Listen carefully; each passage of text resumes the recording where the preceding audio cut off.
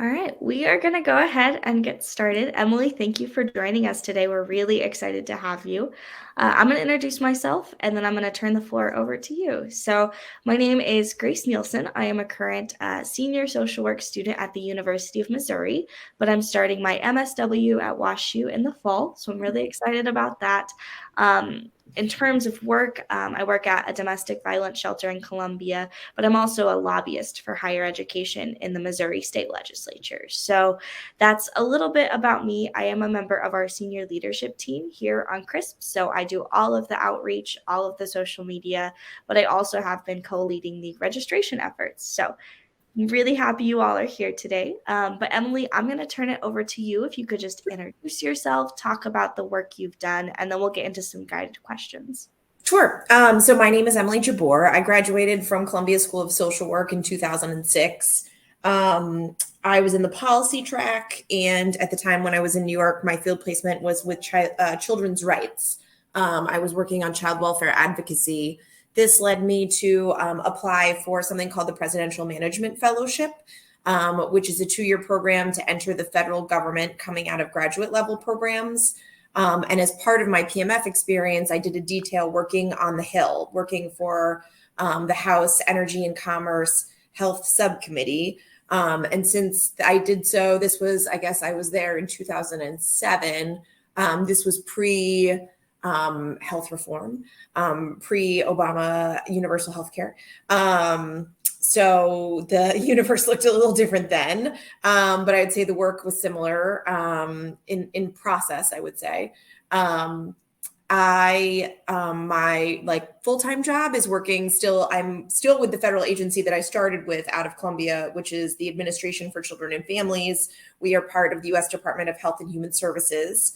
And then somewhere along the way, I also decided to run for local office. I can talk more about that depending on the level of interest, I guess, on that versus any of the other experiences. But I have been on the city council where I live in Hoboken, New Jersey since 2017.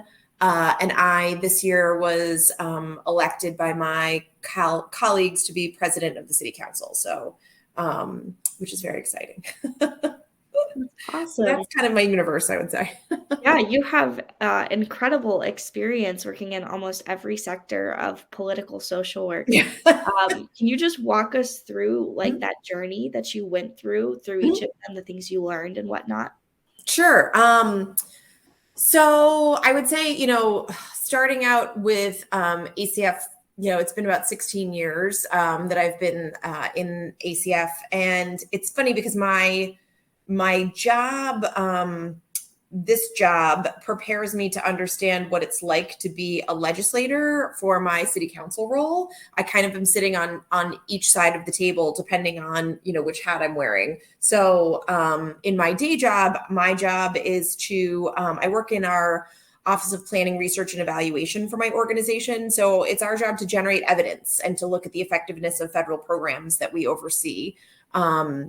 My job being in the Administration for Children and Families, we have about 60 or so different programs. And the commonality there is that they're all just not health related. It's kind of anything human service. So it's quite a large, I would say a very diverse portfolio of different types of programs that support people. And, I then kind of, flip roles and I put my hat on as a city council person, and it's my job to then ask the city employees for the evidence and the information to justify a decision that I'm making in terms of policy for my local government. So it's really kind of amazing to see each side of that coin in that way. And, I think part of my desire, I would say, to go run for local office was very much informed by the 2016 presidential election. My politics were not in line with the person who was elected. And in my day job working for ACF, I technically, work on behalf of that administration. And that was kind of a jarring notion to realize. So running for local office felt very empowering for me in terms of being able to act on my beliefs. And seeing government work at a local level is also a very different experience than at the federal level, I would say. And I think there's pros and cons to both. My social work experience in terms of my education was focused on policy. So in a lot of ways, that was ideal. I wanted to go into federal government, but it's very removed from, any sort of clinical practice or like really, touch points with families or children. So it's a very different kind of experience, I would say, than anything in the clinical realm. I'm sure. I'm sure. So when you were working on the Hill and a little bit in your time as city council, how do you use the things you learned within your social work degree to really connect with the work you're doing now? Sure. So a lot of my Hill experience was fantastic. It was I really enjoyed it, mainly because it was such a different pace, I would say, than my job in the federal government. Working for ACF, I in a research office, sort of the pace of things is a little bit slow. It's a little bit academic. It's a little bit, bureaucratic. Sure. And then I, all of a sudden am in supporting, working for the chairman of the the health subcommittee within ENC. And the congressional member is Frank Pallone from New Jersey. He's still still in Congress representing a different district of New Jersey than where I live. But I, was all of a sudden trying to like drink from the fire hose of like learning about policy areas that I didn't know about. And, like in terms of social work prep, you have to like jump in and learn from the experts. And so it was consulting with people who I could rely on in advocacy communities who, wanted to kind of give me a lay of the land. It's meeting with people, constituents potentially from his home district, or meeting from other constituent groups and stakeholders to understand their point of view, what they're advocating for. So it's a lot of like active listening. It's a lot of like reflective listening. Like all of a sudden all my clinical like skills were like turned on, and I was like, oh, I haven't had to like think about this in some time. But then taking it a step further and then sort of aggregating the information that you're getting from these meetings with stakeholders and coming up with, sort of like a narrative for your boss, for the congressman, to figure out like, here's kind of the landscape, and I'm going to advocate for a certain thing that I think is the right thing to do in response to these inquiries coming in, or, a particular, at the time, the Democrats were in the majority. So, the chair was, he was Democratic majority. And so we were kind of driving the agenda because of that. And so, what is our plan here? What are we going to set out to do? And how do you advocate for that? We would be meeting with staff for the minority to negotiate the language around a particular bill to address the solution. So, how do you kind of work? You have to work collaboratively on some level to get anything done. So I would say there were a lot of different kind of skills that I didn't necessarily like think at the time in the clinical sense, I would say, that I was learning about that I could apply. It was a little bit less on, I would say, like, going through economics, there wasn't a lot of like a hard economic theory that I was putting in place, but in some way, you kind of understood the lay of the land a little bit through that lens. And some of the bigger pictures around, how are you persuasive? How do you advocate for your point of view? How do you make a cogent argument? It was a lot of plate spinning too. There's a lot of like, in a case management universe of social work, I would say there was also a lot to the pace of things on the Hill, and the fact that you have to be ready to drop this and go to this thing. And like, all of a sudden there might be a vote and you have to be ready to like pivot to that. That to me felt very similar to like my time. I had different experiences in social work along the way. Like, felt very similar to being in an agency where it was like, okay, well, this person needs you now, and this person, this person's on the phone, and you need to go do that. Like, it's kind of worked to some degree in a frenetic environment of like just going from the thing to thing. And so we're very good at that. We're very good at plate spinning and all of the things at the same time. So it was a lot of that kind of like soft skills, I would say, that had me well prepared. Yeah, as social workers, we're trained to do so many different things. And because there are 3 tiers to social work, we're equipped to do all 3 of them, which I think serves us really well in these kinds of positions. That's right. So when you were in the Presidential Management Fellowship, is that right? That's right. Okay. Can you talk a little bit about how you got involved in that, and then why you chose to work on the Hill using that experience? Yep. So the Presidential Management Fellowship is actually an option that's open to anybody coming out of graduate school. It's intended to pull from that universe in terms of like kind of the concept is sort of like future leaders of America kind of an idea. And so I would say, like, if you look at the website for PMF, I think it's pmf.org. I'll check and make sure. It has like quite a variety of different, pmf.gov, excuse me. Okay. It has quite a variety of different backgrounds associated with the fellows program. I would say a majority of them tend to come from law schools or from public administration. But there are a fair number of social workers, and I think a growing number of social workers, because of the understanding and the interest in like having people who are flexible and can take on kind of different roles. The idea going into government and sort of in that public service framework was not new to me. I had done AmeriCorps after college before I went to graduate school for my MSW. So for me, like, public service is an important piece of my professional identity. And going into it, the sort of layout of the program is that it's a 2-year program. You have kind of a home agency. So my job that I interviewed for with ACF, that was my home office. And then I had to figure out on my own kind of like, well, what is my detail/developmental opportunity going to be? And I actively sought out a position on the Hill because I knew I wanted to better understand how advocacy looked on the Hill. Like, just kind of understanding the landscape and the functioning between, the executive branch versus the legislative branch. I think there's always there's a really cool cachet to being on the Hill and having that experience. So I sought out the opportunity for an internship and felt very grateful to land where I did. I had to work on something for reasons of, for purposes of being in the administration versus then being on the Hill. I had to work on 2 separate universes of things because I couldn't work on one issue that touched both experiences. Right. So I really walked into the experience on the Hill, not having a lot of substantive knowledge, but being very eager to learn and wanting to, apply some of the things I knew from working at ACF into that world. And it was a big growth opportunity because it was just a very different universe of work and pace and environment, all those things. It was a great learning experience to then pair with my experience with ACF. I was very tired by the end. 6 months on the Hill was exhausting, I would say. So going back to ACF was kind of nice. Yeah, absolutely. I was an intern on the Hill this past summer with Congresswoman Karen Bass, who's also a social worker, and it was exhausting. Yeah. It was exhausting, but it was so much fun. Yeah. So what advice do you have for, young social work students or social work students who are about to graduate who want to get involved with work on the Hill specifically? Sure. You really have to do, I would say, a fair amount of advocacy and education around your qualifications as a social work professional going into that environment.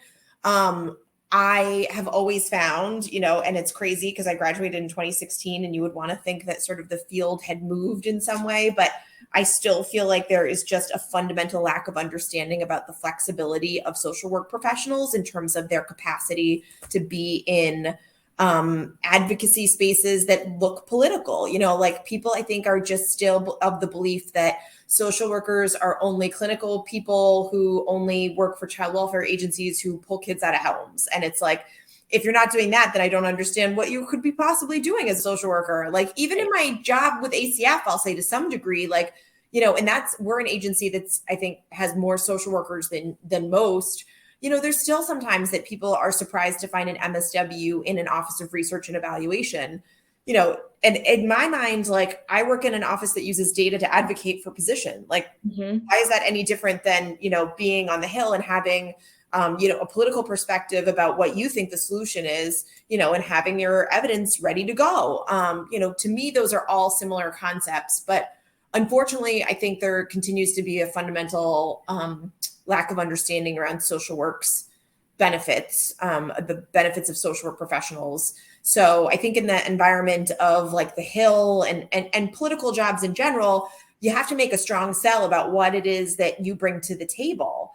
And for me, that was always this pairing of a very rigorous curriculum and rigorous understanding of research methodology, economics, Mhm. Concepts, generally any of those kinds of concepts, but then paired with the field experience in a really practical way. So that when I started at ACF, like I had been in professional environments the last 2 years with my field placements.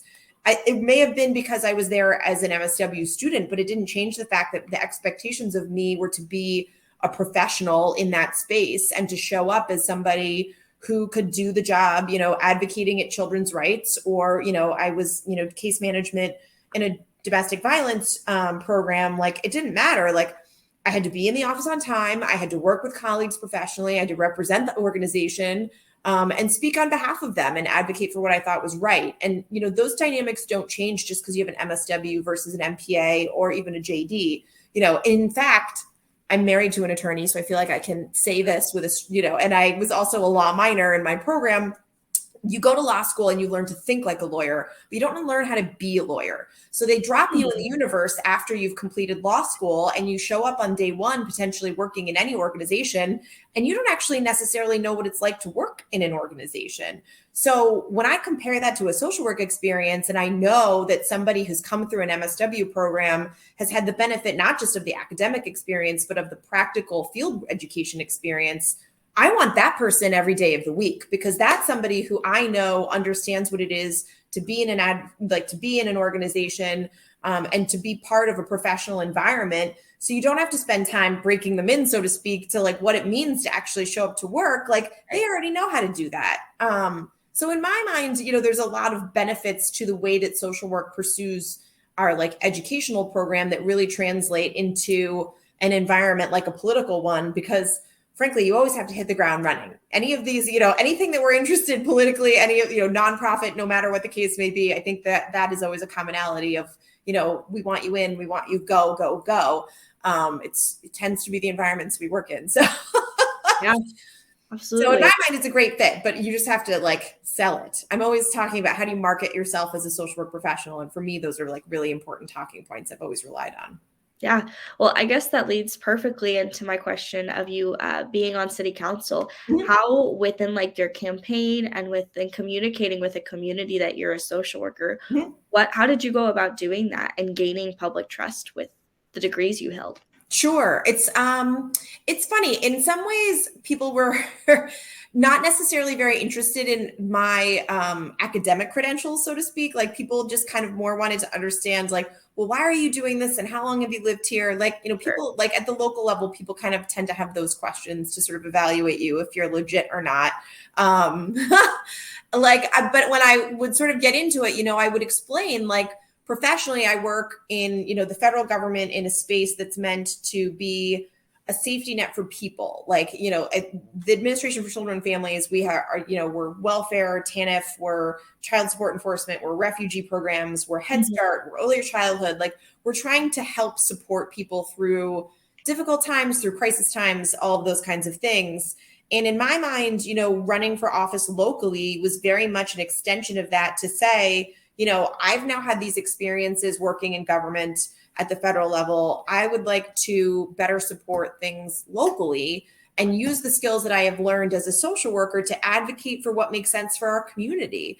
And sometimes that means, learning about things that I didn't necessarily have the appetite to learn about. Like, I know about pothole filling and like, sodding of parks, because like that's in my universe too. But it also means I get to talk about like things like, trying to address, inequities in our systems, and talk about how people are served and whether we're being effective about that. Let alone, being in local office during a pandemic, which was Yeah. clearly not on my radar when I ran for office. But I was so grateful that like, as somebody who wants to be helpful in a time of crisis, I was so grateful to have the hat of being a council person, to use that as a platform to do outreach to people. Like it was Right. in some ways, it was really empowering for me at a time when I think so many people felt very like disconnected and powerless. It was actually kind of a lovely thing in this weird way to go through that experience. But I always was leaning on, in terms of like how to market myself as a candidate, I was always leaning on those skills of advocacy, how to communicate well, how to do outreach. how to find stakeholders. A lot of times, and even at the local level, my city is 60,000 people. And we live in 1 square mile. Hoboken is a very funny community. We're like geographically limited, but we're very dense. We're one of the most densely populated municipalities in the country. But it's despite the fact that we're on top of each other, there are people who are left out of the process. There are people who are who are disenfranchised or who don't want to people have their reasons. So how do you overcome that and go into the places where people are being impacted by these policies to understand their point of view and make sure that you're well informed from the people who aren't necessarily actively participating in the process? And that has been really important to me from the beginning, is going into places to find people to have those conversations on their terms, because to sit there on a dais and expect that, all of your residents who have an opinion about something are going to show up before you in a public meeting, willing to speak publicly at a microphone at 7:00 on a Wednesday night when you have, kids, school, work, life, that's not always how advocacy looks for people. And so it was always incumbent on me to then go seek out my constituents and to do that work. And I think that really resonated for people, coming into it as a kind of unknown quantity in some ways. And then I have now been subject to a re-election, which is a whole different experience than being elected. The first time you're running for office and you say this is who I am, and you meet me and I want you to believe me when I tell you that I'm doing this for good things. And then when you're then up for re-election and you have to be accountable potentially to the decisions that you've made, the votes that you've made, the things that you have said publicly, it's a whole different animal. But it went well. I mean, I got elected, so that's good. That's great. So you've worked both, at the local level of government, and you've also worked in federal spaces as well. Can you kind of talk about how policy shapes and is different between the two of them?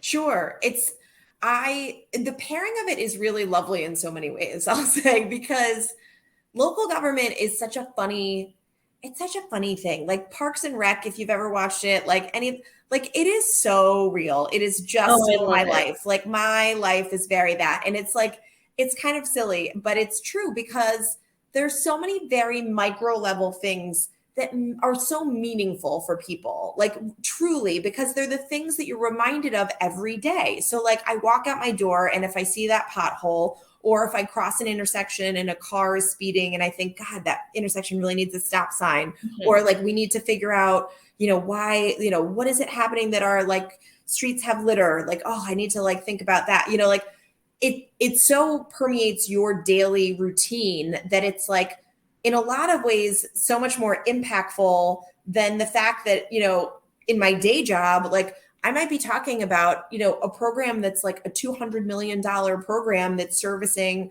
50 different, sites, and the scale is so massive and feels so monumental, but it might go completely unnoticed in my regular life and most people's everyday life. But that damn pothole, makes me nuts. It's so funny how that, even though it's two completely levels of scale, the thing that you are passing by and psychologically seeing on a regular basis in a lot of ways just hits you more deeply somehow, and it's kind of a nebulous thing in a lot of ways. Some of these federal programs are created as kind of safety net programs, so you may not touch them necessarily. I did really appreciate when I have 2 kids, and when my children were younger, they were in pre-K programs that also received Head Start funding. And so I was participating in survey data that I knew was going into some of the performance measures that I work on in my office, because it was being aggregated into the Head Start reporting system. And I thought, this is so funny. What an interesting thing that I'm kind of, now interacting with my federal job, because otherwise, I don't necessarily in a direct way, I don't necessarily have that sort of touch point with a federal program.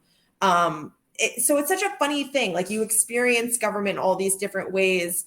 And I will say one of the things that's always very consistent, I would say, whether it's local, whether it's federal, it's always really hard, I think, to understand how to access government. And there's Mhm. such a need for like orienting people into government and what government means. And that is such a good space for a social work person, like a social work professional, because we are inherently like trying to be like come from a place of like helping and like directing and orienting and like and then empowering people to then know how to do that for others and spreading that like in my mind, that is such an important concept, whether that's thinking about how easily navigated your website might be for your federal agency, or if it's thinking about like, well, where is my how do I access like local government if I have a question about this, that, or the other.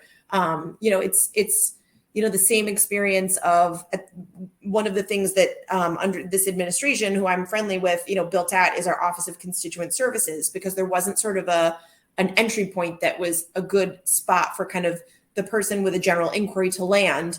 So I was very happy to see our administration locally implement this Office of Constituent Services. And to me, it's no different than thinking about like the social work research that's done about how do people enter into a social service agency and do they feel welcomed, and if they feel welcomed, will they then pursue the application for that program, for that support? And if they don't feel welcomed and there's a barrier to entry in terms of accessing that particular social service program, we failed, because now we're not assisting and supporting that person who is in need. So there's threads that I would say ring true for both that are very interesting to me. Yeah. All right. So I'm looking through the list of questions I have, and I want to find a good one to ask. So give me 1 second. Sure.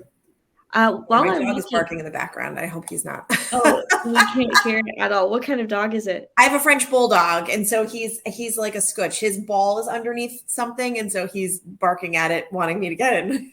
Oh, that's great. Sorry. For those of you who are audience members, while I'm looking for some questions, do you guys have questions for Emily that she can answer? And Emily, are you able to look at the chat? I can see the chat. Okay, Yes. perfect. And this is where I say don't be shy about questions. I know. I love questions because it means that, I'm answering the thing you want to hear about instead of me talking to you about the thing that I think might be of interest. I always try and remember what it was like to be a social work student, but now it's getting to be a long time ago. Sure.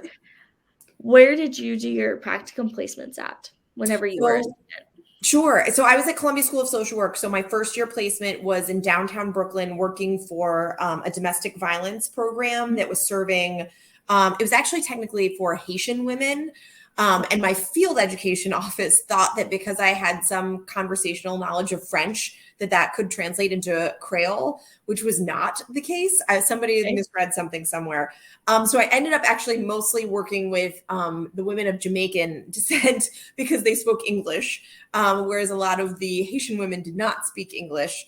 But it was mostly case management, some crisis counseling as well.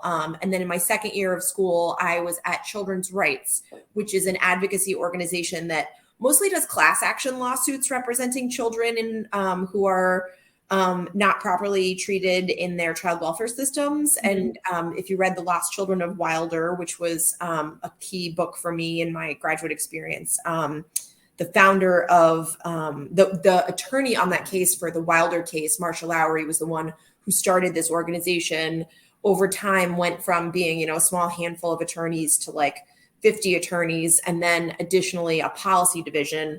And so in the policy division, we would work on evidence and, kind of policy briefs to guide state work on, special topics and topics of interest. So like I remember working on particular position paper about how child welfare systems were particularly not serving, unfortunately, children with special needs, and looking at that subpopulation to better understand outcome data.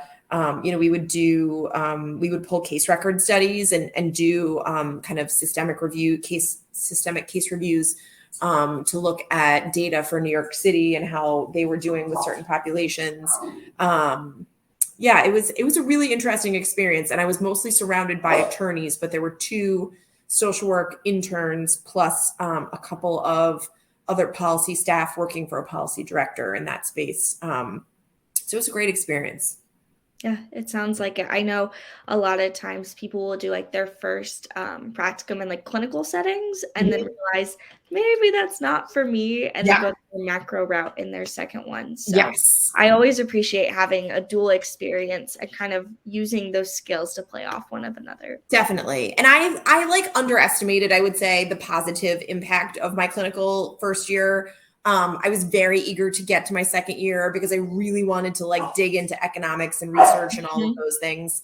Um, but I will say that there were a lot of like very like thoughtful soft skills that I kind of look back on and I'm like, oh, I'm glad I had sort of a more generalist approach in my first year to work on some of those things.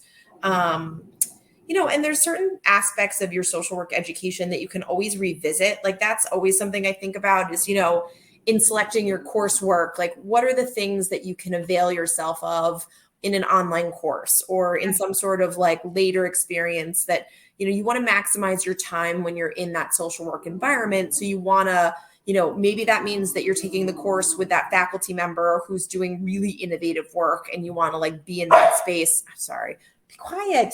Um, and you want to like have the ability to learn from that person. In that moment, that might be the thing that's more important than like, financial accounting or like, I don't know, something that's a little bit more like concrete that's like kind of available in a packaged set of webinars somewhere. Like, your learning doesn't end just when you leave your social work program. And there's so much that then becomes available in like, LinkedIn now has like a whole universe of LinkedIn learning platform that they've It does, developed. yeah. Like there's all these different ways that you can kind of like bolster around your key experiences, but you'll never get back the time that you spent with that faculty member of like being in a classroom with that person and like as they're, like there's certain aspects of social work education that like, you want to focus in on rather than necessarily like certain topic areas. Yeah, absolutely. No, I agree completely. So I've got two questions, and Sure. then we're going to move into some more audience engagement if you all would like to.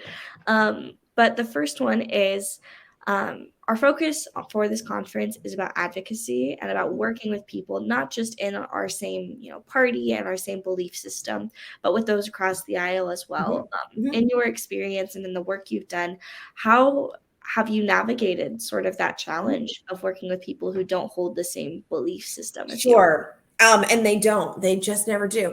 It's never that easy where everyone agrees with you, unfortunately. There's kind of I think there's some different approaches of that to that idea. One approach I would say that has been successful at times is the idea that like there has to be compromise and you get some things and I get some things, but I give on some things and you give on some things. And we kind of can maybe come to some consensus around what are the key concepts that we each need to achieve here and meet in the middle. That type of a negotiation sometimes is successful to moving the needle. And can be valuable to the extent that there's ability to give without it creating harm or otherwise that what you're giving away isn't giving away too much. In an environment where that's not necessarily possible because it's a little bit all or nothing sometimes. Sometimes it's about education and really operationalizing a policy. So I find especially when I'm sort of talking about things, I would say at the local level in terms of why I've decided to vote a certain way on a particular policy, what I will often try to do is to explain the impact of a policy in human terms and say, if this goes forward, this is what this looks like. This means that this particular tenant is going to be faced with, this level of rent. And it would have otherwise been this, if we maintain, I've been thinking a lot about rent control lately. That's something that's big in my universe right now.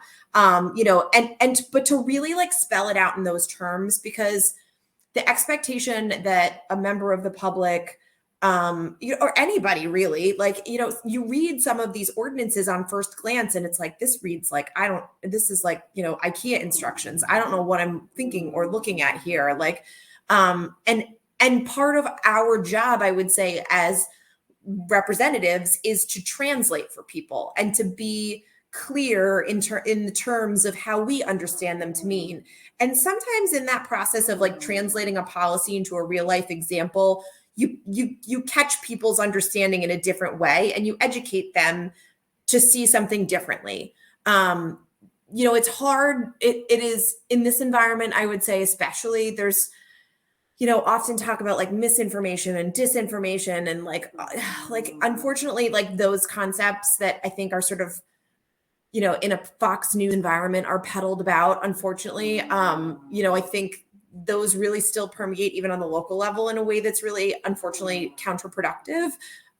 So if you can take the time to walk everyone through sort of, here's an intent and here is the operationalizing of this, and this is what the goal is to achieve here.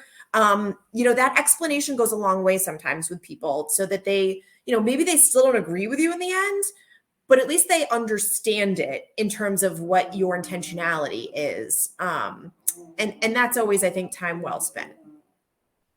Yeah, thank you. That was really very helpful advice. I think that can even be translated into, clinical practice too. Like if you're using like CPT, for instance, to work with like trauma survivors Mm-hmm. and really just kind of breaking it down to that more mundane language and that more Mm-hmm. layman's terms, I Mm-hmm. think it creates such a larger bridge Mm-hmm. between the two of you to like fill those gaps. So, Mm-hmm. thank you.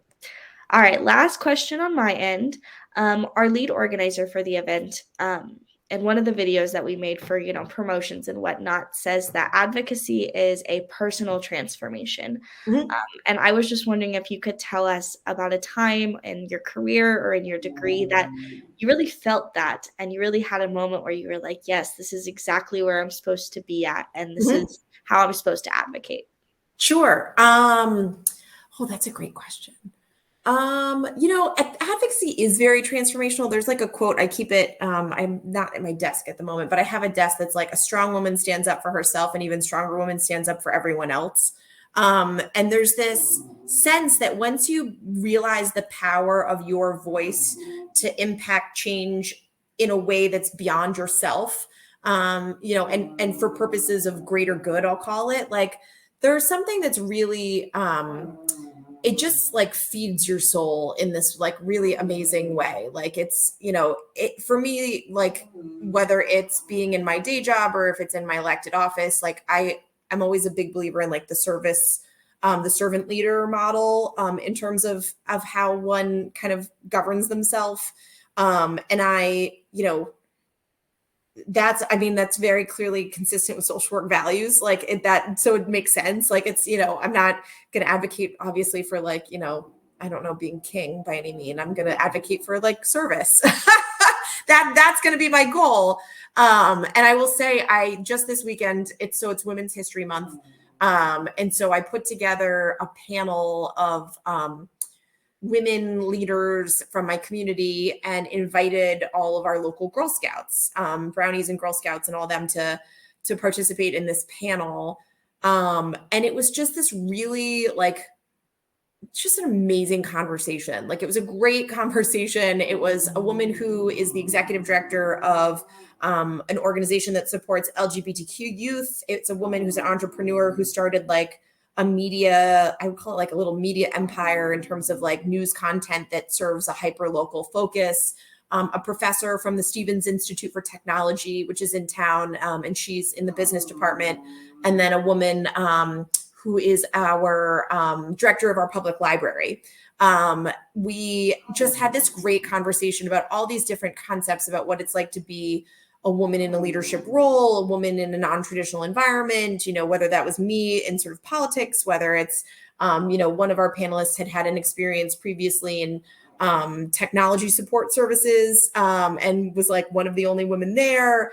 It was just such a great conversation. And I walked away from it thinking like, I couldn't have necessarily pulled this off like 6 years ago, but I've developed this like network over the course of my like sort of political experience, and had these like moments of bonding with other women, who kind of came to these roles feeling, I told the story at the time, but like I shared it, like one of the things that frustrates me to no end is I'm very often mistook for If I'm with the mayor, who's a man, people think I work for him because I'm a woman. And so I have to explain, no, I'm also an elected official. Sorry. Like, you've misunderstood the situation. Like, but it happens too often to be an accident. Like, right. It's not like, so there's something there. And I shared that, and like people just like groan, like, the girls were like, oh, and I'm like, yeah, I know. Ugh. Like, but it was just this like really, it was just a really empowering thing to watch, like this conversation happen between, the Girl Scouts were anywhere from like 7 to like, 16 or whatever. And then these very accomplished women, and just, it was a really lovely moment of like feeling like the work that I've been doing is meaningful, because it's, creating opportunities to have conversations that wouldn't be happening if not for my role and who I am in this position to be the one to sponsor these these opportunities, and to place an emphasis on something that I see as important. So that to me was the first thing that popped in my mind when you asked the question. No, I love that so much, and I think it must have been very special for those, like, the kiddos to see just very strong and powerful women. I think we need those kinds of role models in our life just as much as we need personal mentors in our Yes. professional life. I'm a big believer in mentorship. Yes. Big. All right, so we have about 7 minutes left Mm. before we are all going to head back to the main stage for our closing session. Oh, nice. So for our audience members, do you all have any questions? You all are welcome to come onto the screen with us and ask Emily directly, or you can put them in your chat. And after a few minutes, if we don't have any, Emily, I'll just have you say some closing words for Yeah, us. sure. I love this concept, by the way. Like, I didn't even know this existed until I met Charles Lewis, and he was like, you have to come to this conference. I was like, I had no idea you existed. What a great thing.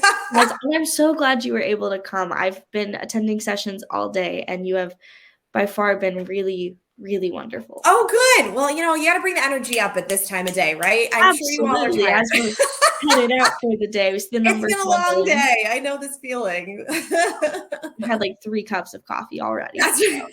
every break, I'm going to grab a new one. No, it's all good. That's I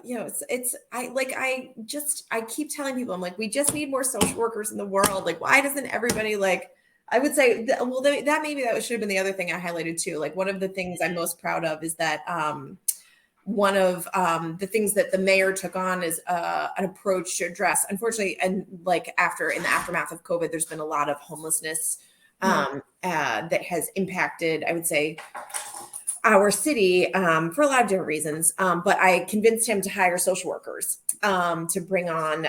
The city has never hired social work professionals, and they are now working through our Office of Constituent Services to help commit to doing outreach in the community to better serve the needs of, it may be people who are transient in our community. It may be people who are, sort of known quantities. But we hired 2 social work professionals to join our Office of Constituent Services. So I'm really psyched about that. Oh, good. And that is something I will say. Caseworkers are in every single Hill office and every single district office because their constituency base is at the very root of the work that they do. That's and right. That is something we are trained to do. You see case manager and think clinical, but case manager means political too. That's right. So That's right. don't forget that, That's right. because it's such a great opportunity to get involved. And what's even greater is if you start as a case manager and you build up that trust and that professionalism, a lot of the times you get promoted to some of those higher level policy work. That's right. Jobs. So that's very true. Very true. Okay. All right. So we are going to wrap up now. Emily, do you have any final words for us? Thank you so much for being here. For sure. I would say, for me, something I always made sure to do when I met people who I found very like inspiring or motivating, like when I was in social work school, I would like immediately reach out to them on like LinkedIn or whatever, like, because at the time it was LinkedIn, and connect with them just to like better understand their careers. And I will say, when I moved to DC, I looked up every like social work graduate from my program that was in the DC area, because I just wanted to like connect with other people. Yeah. There's so much that you learn in speaking to other people about their journeys and their experiences. And if you reach out to somebody, even you don't have to know, like if you have an entry point, a touch point to say, hey, I also graduated from this MSW program. I know you're an alum. Would you be willing to meet me for a cup of coffee to talk about your career for like 30 minutes? people always say yes because people always want to talk about themselves. It's like just Oh, one of those natural tendencies.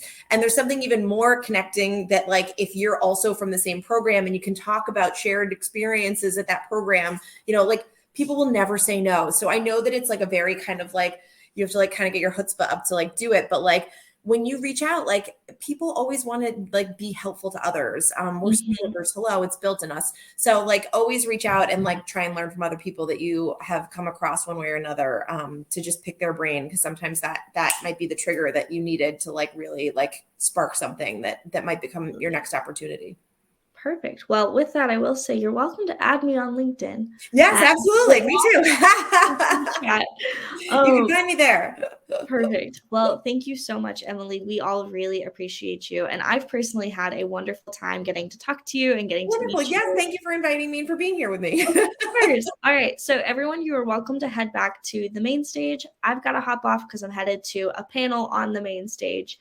But everyone, have a good day. Get home safe. Yeah, have a great weekend. Yes, enjoy the rest of the day. Bye, everyone. Take care.